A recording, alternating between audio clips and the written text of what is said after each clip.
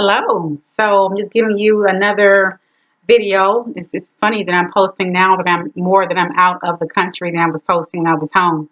So this is let me see, what day is this? Got here Friday, Saturday, Sunday, Tuesday. My fifth day here in Abuja. And it's been amazing. I know the last video I posted, I talked about the discrepancies I saw in, the appearance of a couple of the people who were servers in the restaurant compared to the diners. But now I've kind of been out and about on the streets of Abuja with my colleagues and in restaurants and in the workplace. And I'm seeing a whole different side of Nigeria. This place is amazing. Beautiful people. As a matter of fact, I don't know how many of them like came up to me as if I were them. And then when they heard me speak, they said, "Oh, you are American." I said, "Yes." They said, "Oh no, you're Nigerian. You're Nigerian." I said, "No, I'm from Mississippi." They said, "No, you're Nigerian." They said, they said, "We are your people. You look like us. You're built like us."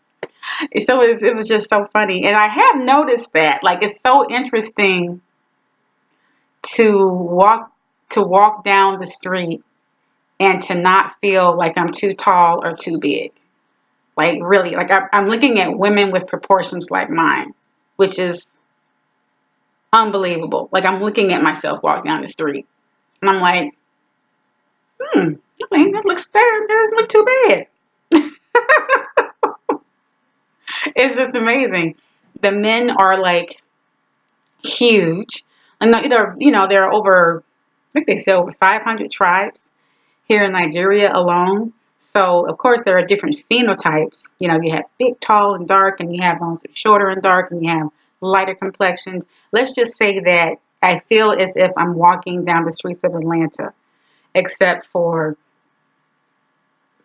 I'm listening to someone speak, Hausa or Yoruba or Igbo. I'm not. And you hear English, but English is another language. The different tribes have their own languages, and then they speak English.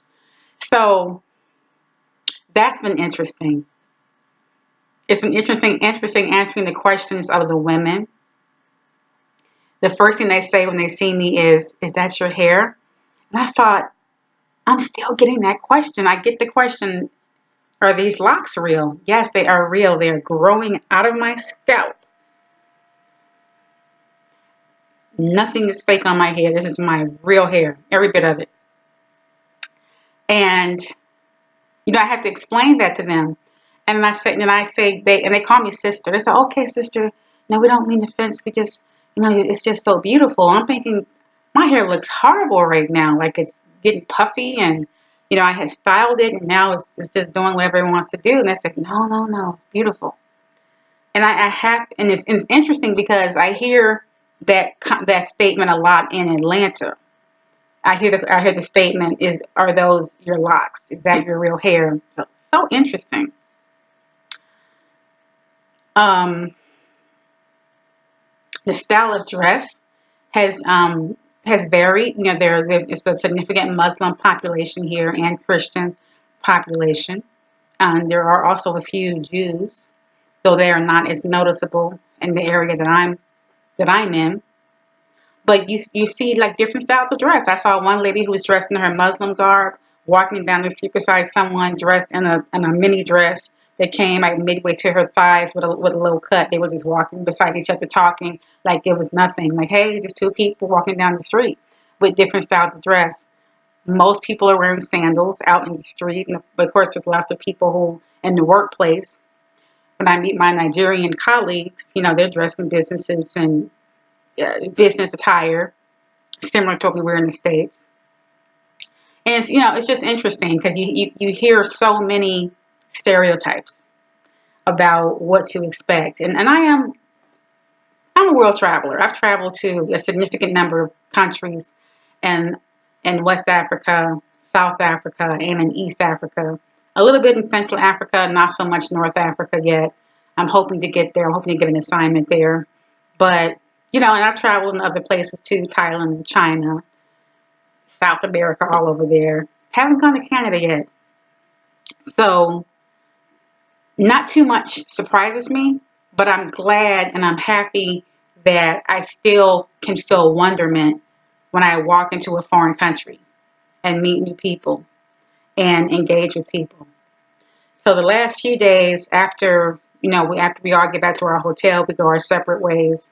And I have just been sleeping the last couple of nights just to catch up because jet lag is killing me. But I think tonight I'm going to go down to the piano lounge and just listen to some good music and maybe get to flirt with somebody. There's some good looking men down there. I caught their eye earlier and they caught my eye, so I'm going to go talk to them. And what else am I going to do? Just do some work on my computer, get a glass of wine, and flirt and talk, and just enjoy the time that I'm here. On our lunch breaks, we've been able to go out and get some pretty cool things to eat. I went to a place called Wakki's, WAKKI', and I had the most amazing shrimp there, shrimp on a kebab with the vegetables and some kind of spice I've never tasted before. That was really good. Prices were ridiculously cheap compared to what they would cost back in the States, like $5 for a kebab that long, the vegetables. And today we went to some place called Javik. I think it's Javitnik. I can't remember the name. Anyway, it's a place where they serve different kinds of stew and porridge and beans and jollof rice and chicken. So I had chicken yesterday and fish today. It's supposed to be on a special meal plan, but I guess that's shot this week. So I'll try it better next time. But it's been fun. I guess on the serious side, I am seeing a different side of Nigeria. So yes, there's the poor side. There's the side people are struggling in the streets, and you see lots of women carrying baskets of fruit and babies on their backs and all of this stuff. And you also see people, walking to their Mercedes, their Lexus SUVs, and their suits and step into their car and drive off to work. And I'm working beside some of them right now. So it's just an amazing mix. We're on high alert, so I can't take normally when I go to a foreign country, I'm able to get into the taxi cab and go off and travel on my own, eat on my own, and shop on my own. But they want to stay together with the group, and we are not allowed to take transport outside of the company sponsored transport. So if you want to go out shopping or something, they want us to call ahead of time and arrange transportation. So tomorrow we're gonna go do some shopping at the Craft Village and go get some barbecue chicken, which is not the same barbecue chicken I was told that we have in the States. So I'll take a picture and show you what that looks like. Let me see what else is going on. It's hot. This is probably the first day where I haven't started sweating just sitting in place. Like I would get showered, get dressed in my air conditioned hotel room, and then I would start sweating. And I would start sweating walking to the van, and then sweat from the van to a company, from the company out to meet the client, just sweating all day. And as each day passes, I dress differently. I put, first I had on my suit, heels, makeup, hair, doing everything. Today, I have on a dress, a cotton dress with some sandals, no makeup, and actually this necklace is too much. Like it's hot, right? But today is the first day where it wasn't so hot that I wasn't sweating in place. So, what else is going on I can tell you all about? There's so much more. Oh, I've taken lots of video, which I have been trying to upload. I want to try to upload some video every night, but we only have about 4 hours after we get back to the hotel, and I'm going to go to the gym and do some things, talk on the phone to people, and then it takes forever for me to upload videos and then create my narration and all of that stuff, and I can't do all of that. But I'm currently uploading some videos right now from my phone. I'm hoping I am, actually. I hope those things uploaded. And if they did, then I can download those to my computer and then transfer those to my video editing file and try to make a video for you all tonight. I'm going to try. I'm going to try.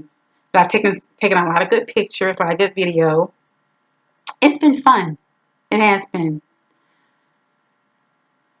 The Nigerian people are beautiful people.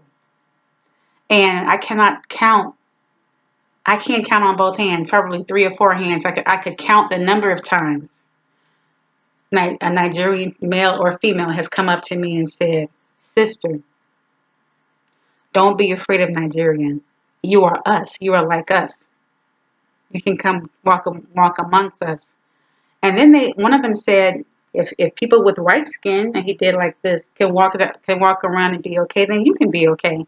And I said, I know, I'm not afraid, but my company was very strict about saying they do not want us out walking like we normally do in a foreign country, nor can we take public transport. So I can't take an Uber, I can't take a cab. I can only take company transport certain times, so I don't have the same freedom. And that's because the high alert is that there has been recent kidnappings, terrorism, piracy, armed robbery. So apparently there's a lot of crime here.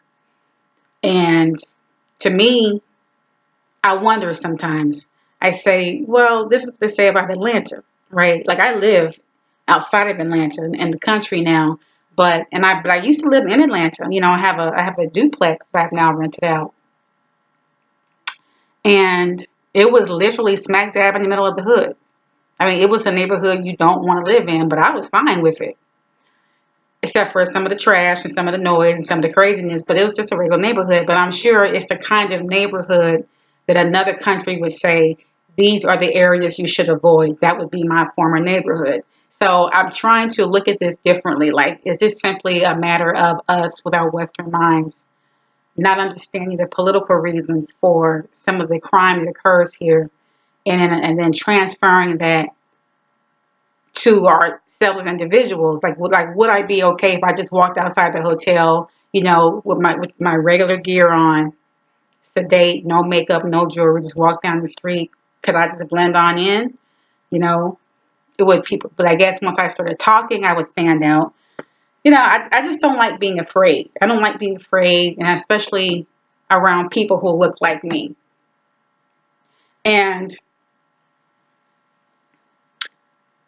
I don't know. There's no simple answer for that. I don't have an overgeneralized YouTube theory for any of that.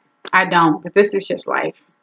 And right now, I'm not allowed to go out there by myself. But, you know, I can't help but remember my younger years when I moved to Mexico by myself, you know, and then I lived in India and I lived in other countries and I did it fine. I survived and I came back home in one piece. But, oh, and there are other people here besides people from my company, and we see them walk outside and catch an Uber and a cab all the time. So I almost did that. I almost said, you know what, to hell with that. I'm going to catch a cab and go to the museum after work. And, you know, one of the team leaders of the group kind of heard me mumbling to myself and pulling out my tourist guidebook. And she said, look, I can't make you not go, but if something happens to you, everybody's going to be in trouble because we're not supposed to leave the group. And so I said, okay, I guess I'll just have to wait until tomorrow when we catch our transport to the assigned place we can go visit.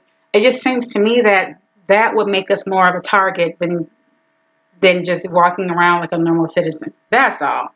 Like all these Americans getting out of the van with our bags and our money and our cameras and looking around and smiling. How does that not make us more of a target?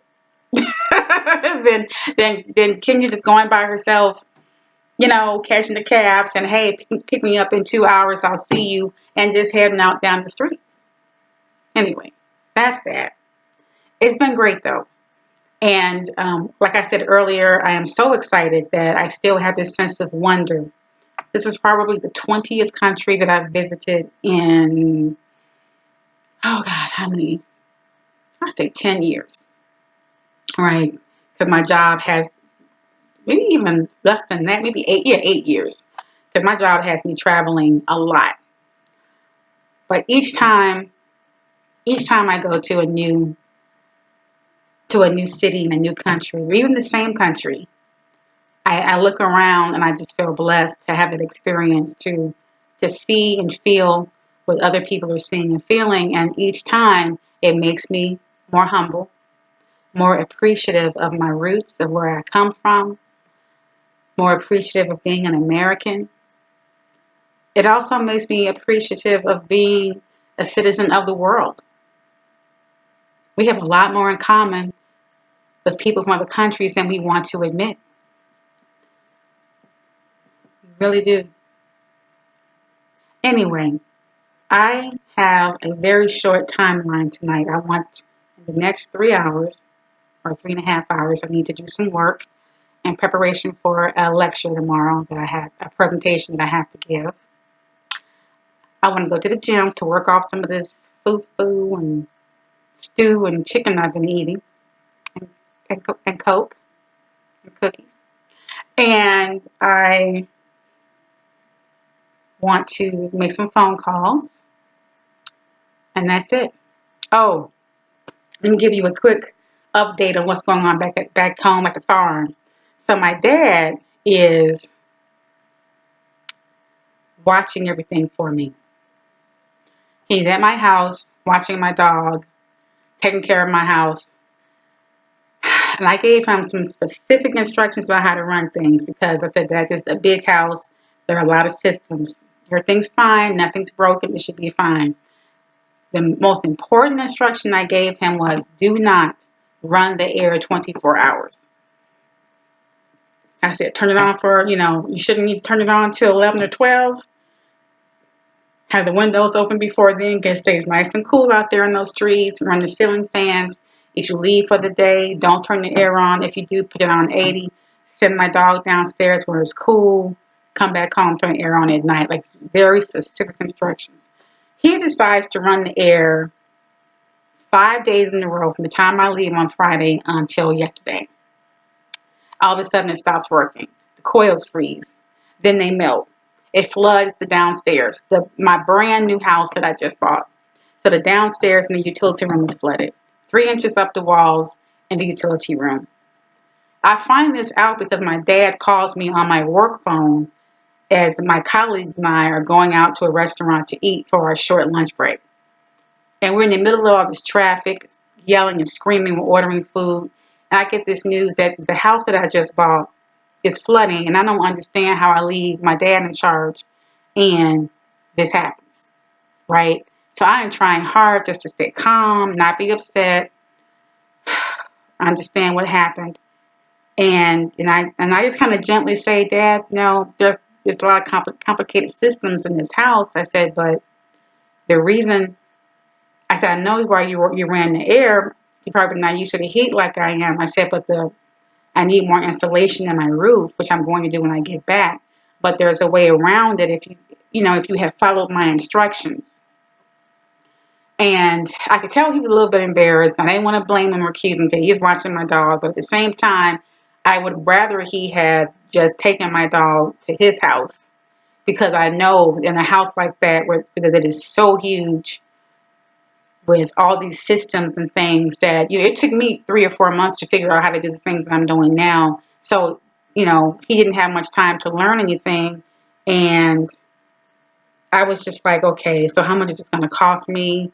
What's wrong with my air conditioner? The system is relatively new. It shouldn't do this. Why were you running it for 24 hours in a row, for 5 days in a row? It's raining in Atlanta. Wasn't it cooler? Like, why was my air running that long in the first place? And then the pool is turning green. I gave you instructions on how to keep the pool clear. Like, all of this stuff is happening. And I'm in a foreign country, and all I can think is I'm going to have some bills facing me when I get back. Like, more bills to pay.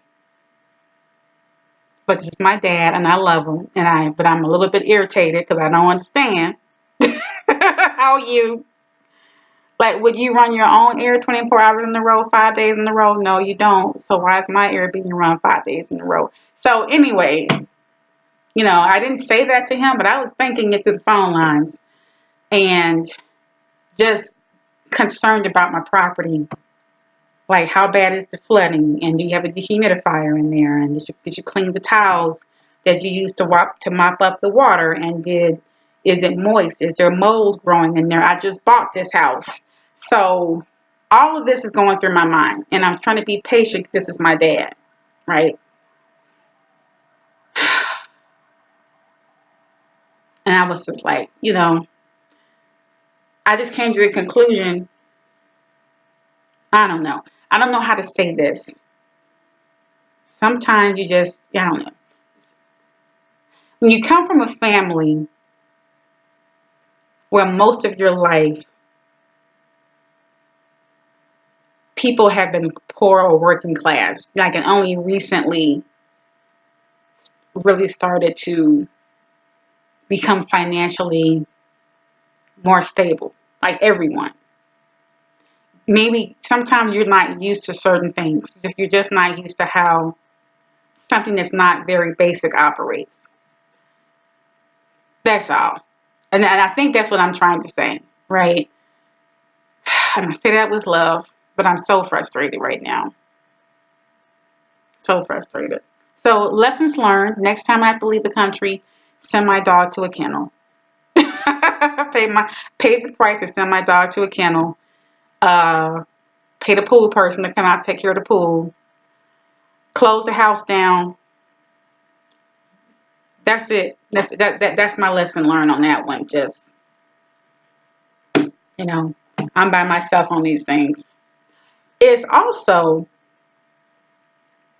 made me think a little more about the men in my life, because I'm going to leave that for later. I'm going to leave that for later. I'm starting to really rethink the purpose of someone who calls themselves dating me. I'm going to leave it at that. That's a whole different. As a matter of fact, that's another channel. Yeah, we're going to keep this channel clean of those things. Let's just say I have a lot of thoughts going through my mind right now about the kind of people that I want to associate with going forward. It really is. This trip is making me think about a lot of things in my life, about friendships and my job, which, you know, I have been debating whether or not to quit. I've been on YouTube a little bit more, and I've been watching other YouTubers who claim they don't work for them, that they work for themselves and don't have jobs. And because I am an avid follower of a couple of YouTubers who talk about the hypocrisy of celebrity, I question people now. I question what they say they're able to do and that they are doing. Like when someone says, "Hey, I made $40,000 a month with this product," I'm like, "Really? Did you want to do that?" You know, because you begin to do things and you might have some success with it, but you're not doing that. And I realize that a lot of people say things on YouTube to get views and get a channel. And I've tried very hard for my channel not to be that, even though I don't post as much as I should.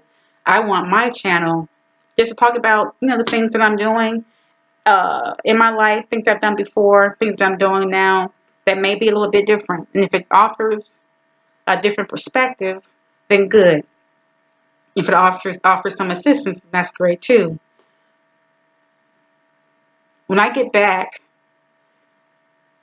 from Nigeria, I am going to ramp up my activities. I'm doing a lot. My tax business is going well. I have a channel called Let's Talk Taxes that I've been creating videos for, but have not yet posted, of course. And I'm setting up some home building projects on my property, or some building projects out of straw bale and natural materials. I'm planning a farm. All of these things are going on, but a lot of stuff that I'm doing goes on behind the scenes. And I don't know how to report that behind the scenes stuff. I hope it's useful. I hope just me talking about what I've done and how I think through the process is useful. But I don't know. You never know.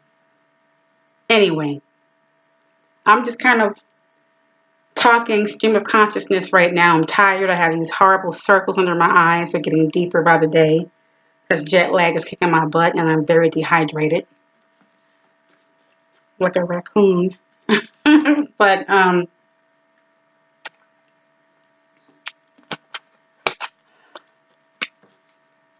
it's been a good vacation, work vacation. It's been a good week. I have great colleagues, and I have a great dad. I'm just a little bit irritated right now because I'm thinking about my house. But anyway, let me go, and I will talk to you all soon, and hopefully you'll see a video of the streets of Abuja with some commentary from me on what I've observed.